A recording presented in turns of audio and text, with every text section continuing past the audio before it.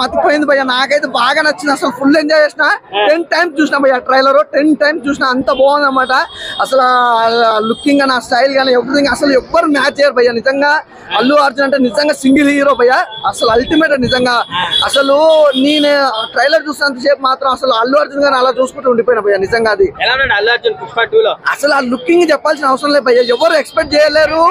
ఆ ఏ డైరెక్టర్ కూడా అలా మ్యాచ్ చేయాలి. నిజంగా సుకుమార్ గారు అంటే సుకుమార్ గారు అనిపించారు.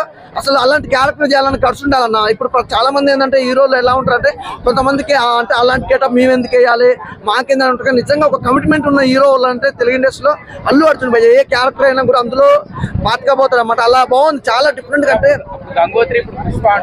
అన్న అప్పుడు గంగోత్రి చూసుకుంటే టాలీవుడ్ నిజంగా షేక్ చేసింది. నిజంగా టాలీవుడ్ కానీ బాలీవుడ్ కానీ. అప్పుడు బాలీవుడ్ లో కూడా రిలీజ్ అవుతున్నా పాన్ ఇండియా సినిమా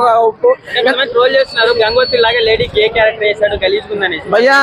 అదే చెప్తున్నా, అలాంటి క్యారెక్టర్లు చేయాలంటే చాలా మంది ట్రోల్ చేస్తారు, కానీ నిజంగా గట్స్ ఉండాలి భయ్య. అలాంటి క్యారెక్టర్ చేయాలంటే ఎంత ఉండాలో తెలుసా?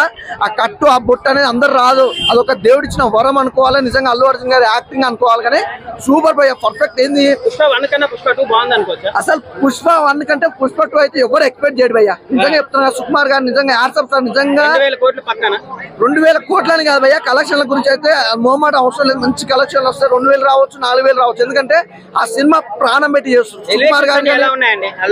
అసలు అదే చెప్తున్నా భయ్య, ట్రైలర్ అసలు మీరు ఎక్స్పెక్ట్ చేయరు. ఆ ఎలివేషన్స్ కానీ చూసినంత 10 సార్లు చూస్తుంటే ఎంత బోర్ కొట్టకుంటే ఎలా ఉంటే చూస్తారన్న. ఒకసారి ఒక సినిమా ట్రైలర్ చూస్తే మైకల్ 2 సార్లు చూస్తాం, 3 సార్లు చూస్తాం. అది 10 సార్లు చూడాలంటే ఎంత ఉండాలి. సినిమా అయితే నాకైతే ట్రైలర్ బాగా నచ్చింది భయ్య. సినిమా కోసం అయితే చాలా ఎక్స్పెక్టేషన్స్ ఉన్నాయి, దానికోసం వెయిట్ చేస్తున్నాం.